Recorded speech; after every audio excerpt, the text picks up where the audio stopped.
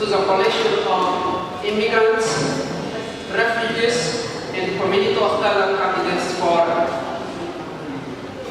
And thank you very much for coming.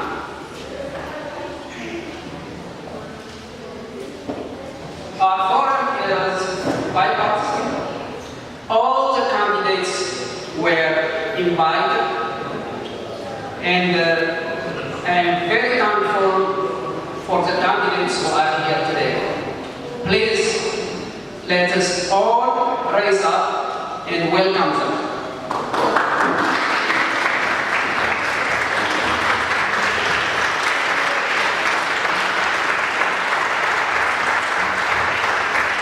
Thank you. Be seated, please.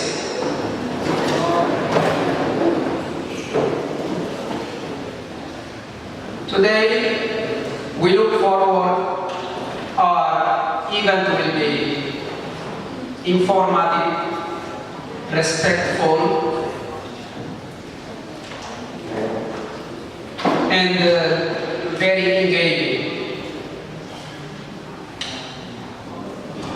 I would like to thank the members of the steering committee who put this together. Please, our members of the steering committee, stand up. Thank you. Thank you. Thank you very much. Two judicial candidates,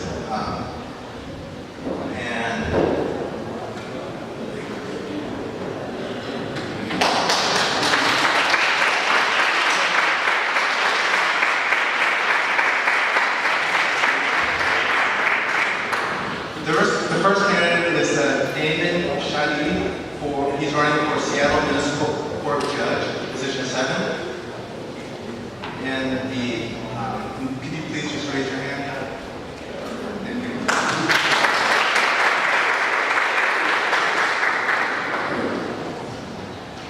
The next one is Fred Bonner, who is running for position of judge. Sorry. Also, we have Mark Challenge, also running for King County District Court, the West Division District 2.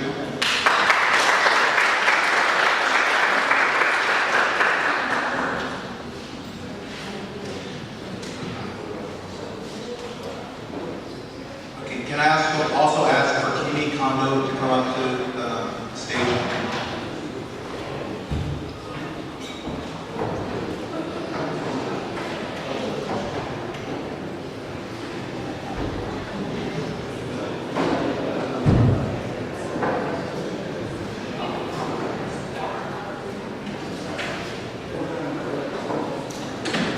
Thank you. Thanks for working with us on this.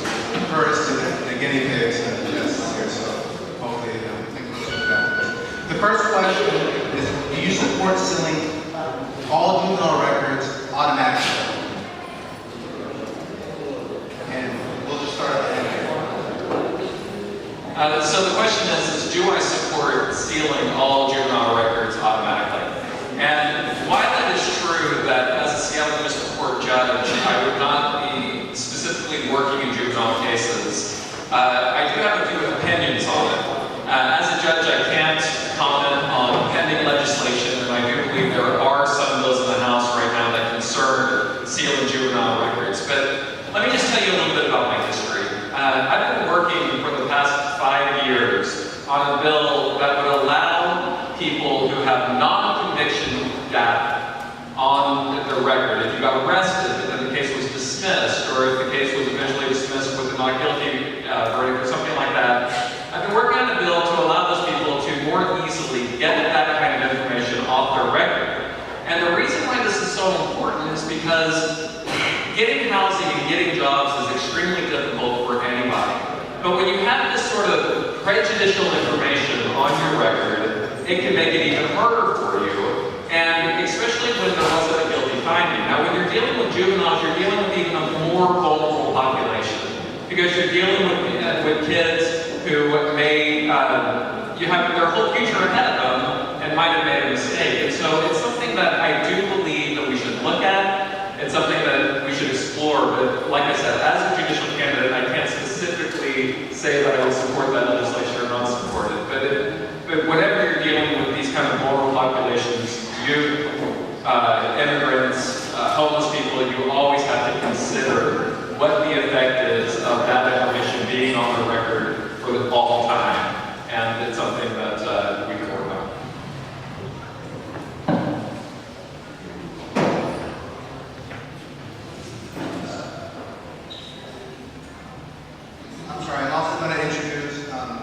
Philip Tefel, is running for King County District Court, West Division District 2.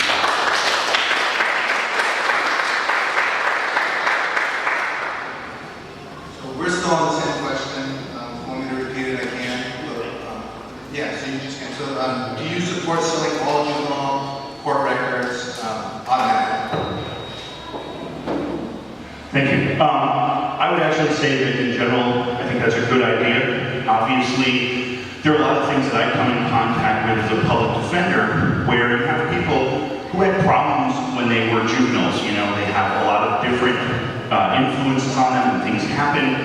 And sometimes when those things occur as a juvenile, you don't necessarily want those mistakes of your past when you were young and you hadn't had the time to have good influences on you affect everything going down the road.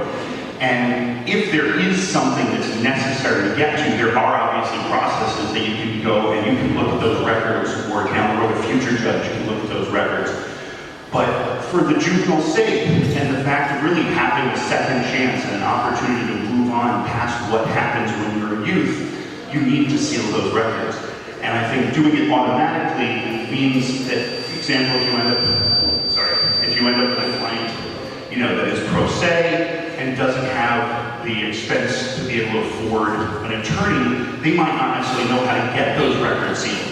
Where it's something that someone else with access to the financial ability or the understanding of being in a community for a long time and not being of an immigrant population, you can do those things. If it's done automatically, you won't have to worry about that. You won't have to take some kind of extra step that makes it really difficult for you just to try to put something behind you so that you can actually show that you were more than that one incident. So, thank you.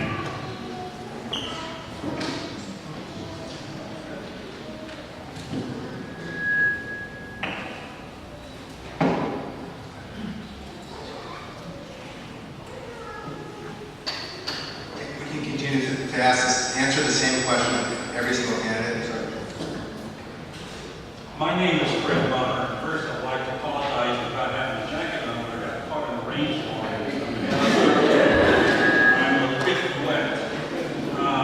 As a municipal court judge, we rarely ever deal with juveniles.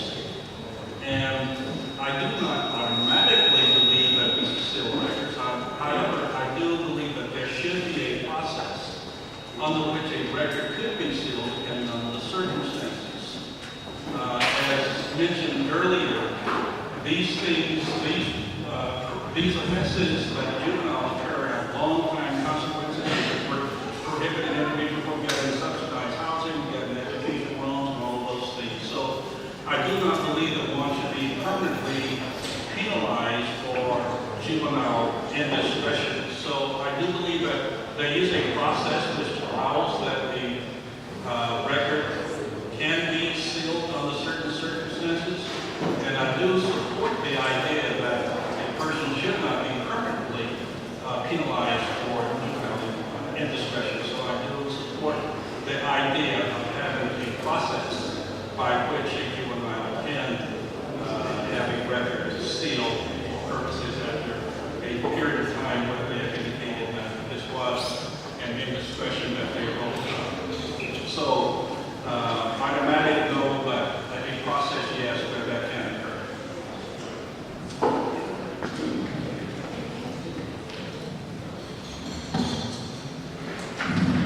Thank you. You can start.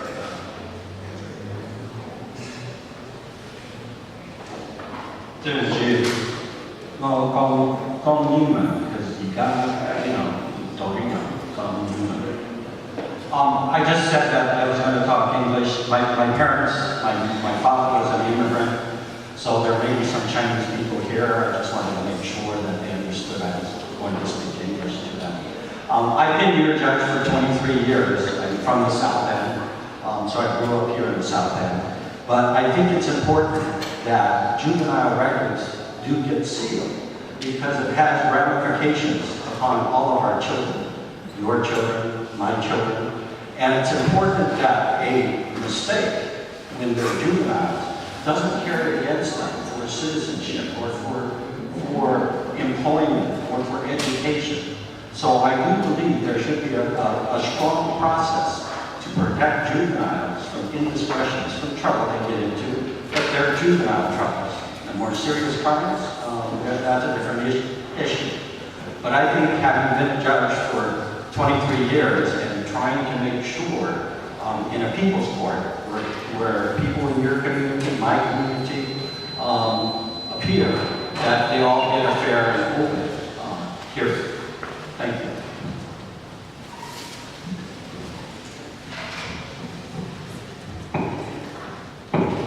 Thank you.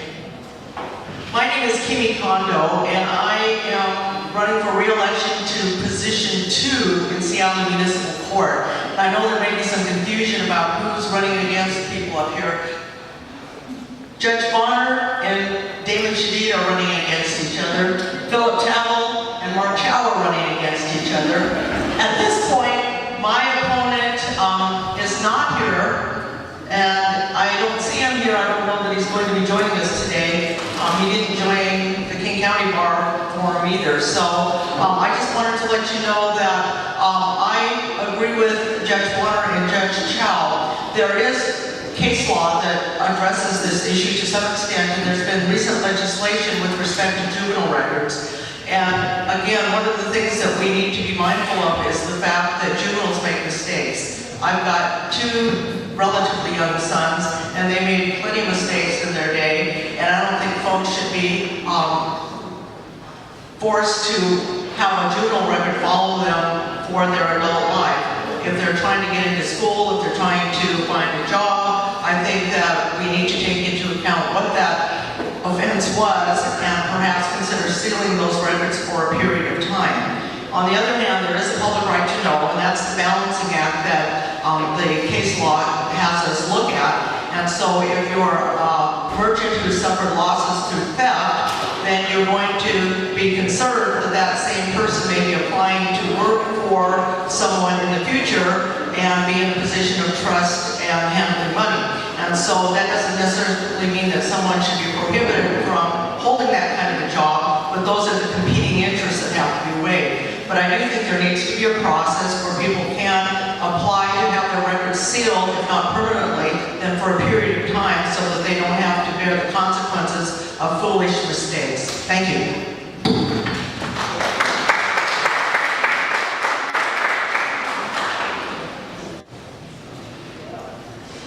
Do you support treating drug addiction primarily as a public health problem instead of a criminal justice problem? Right, this is Judge Kondo again. Seattle Municipal Court is a court of limited jurisdiction, and the drugs that we address in our court are primarily the central nervous system depressants, which are the alcohol types of drugs, and trust me, alcohol is a drug.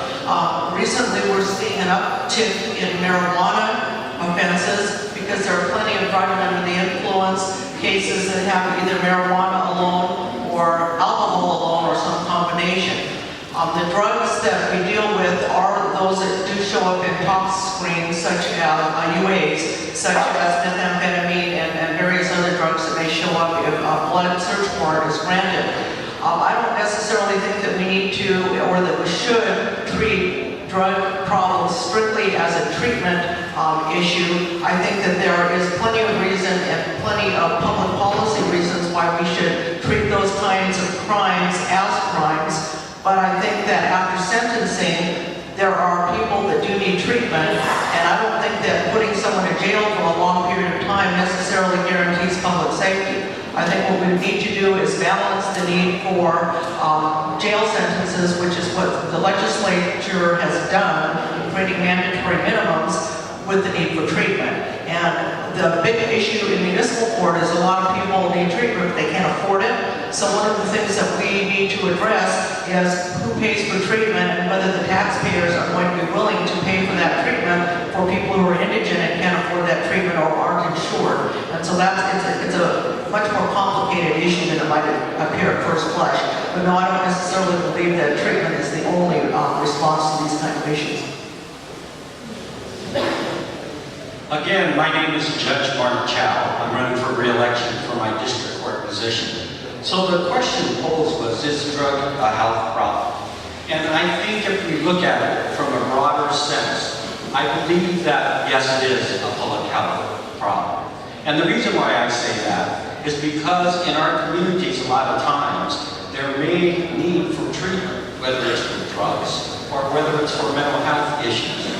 And a lot of our people in the community need mental health treatment. And if they can't access that treatment, then they start turning to drugs to start satisfying their mental health issues. And that's a lot of times is because they cannot access treatment in our communities. That's why, long time ago, I pioneered and established mental health courts in the criminal justice system so that people don't just sit in jail because they can't access treatment and may have a co-occurring problem with drugs and mental health treatment. So I think that's a solution that I've come up with and worked to get it into the court system to try and keep our community members from just sitting in jail waiting for treatment and to lessen the safety problems that we may have in our communities and help the families that are in our communities that are struggling to try and reach out and get treatment for our people, our family members. Thank you.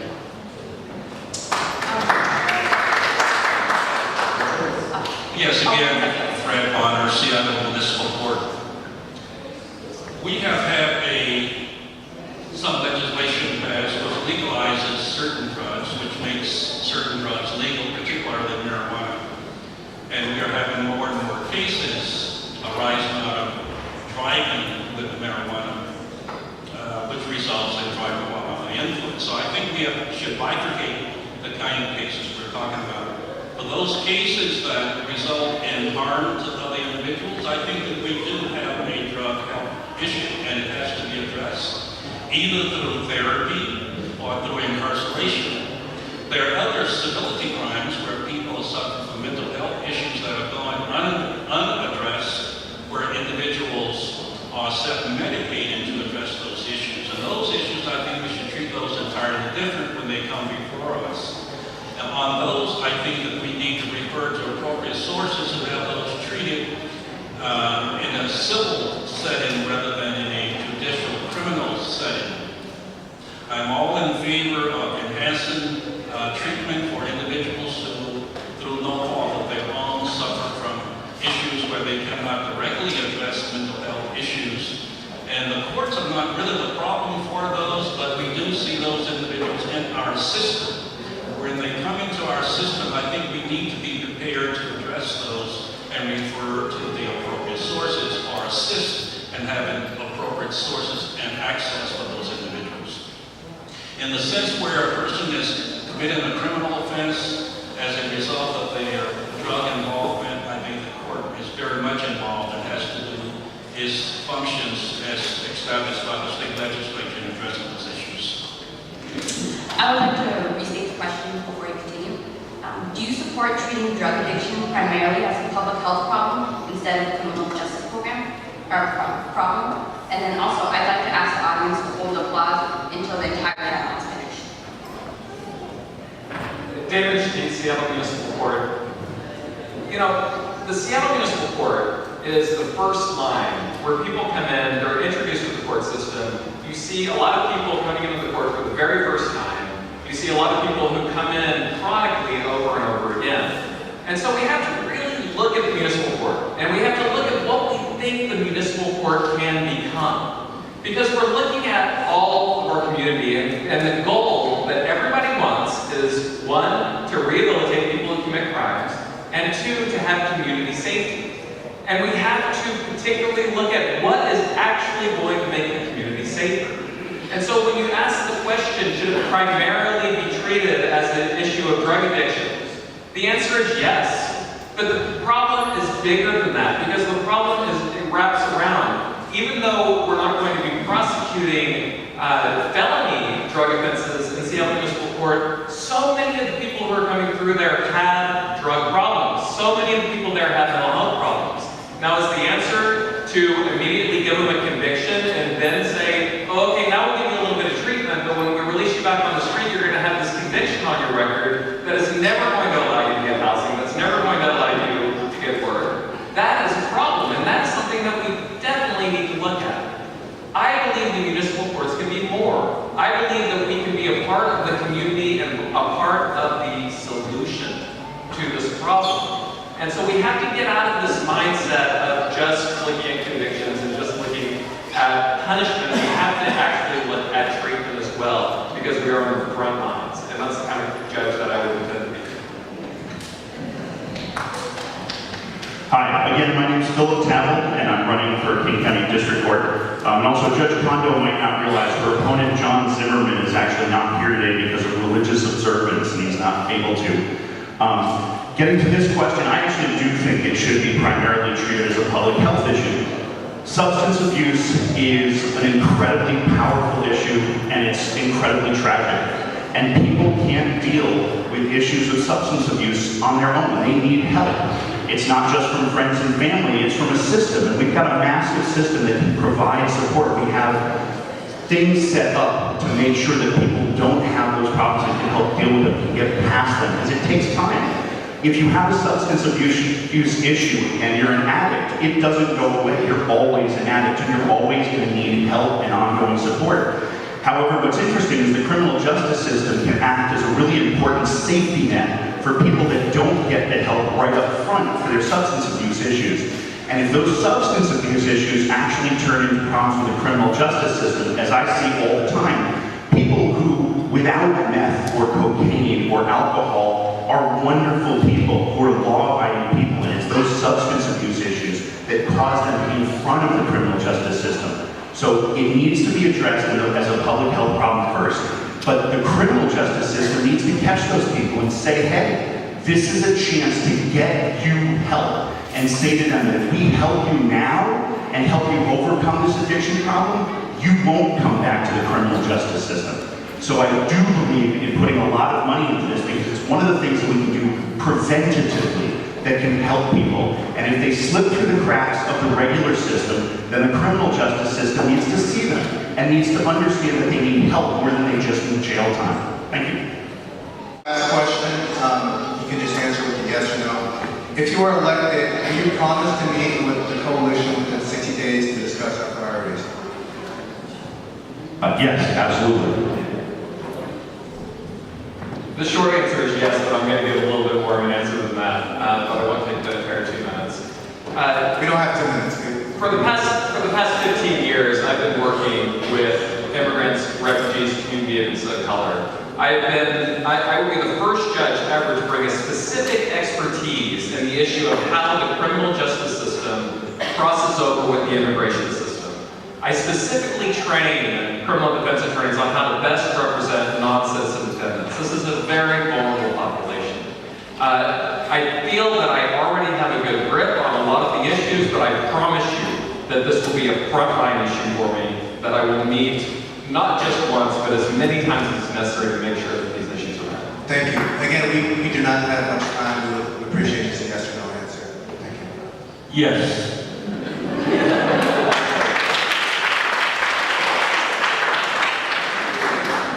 Mine's not that quick. I just want to compliment the audience. I want you to understand, I'm from the South End. There are some new communities here that are starting this process, this political process. Various coalition members are here, okay? It takes each of them to make a strong fist for political change and protection of the community. Yes. Yes. Thank you.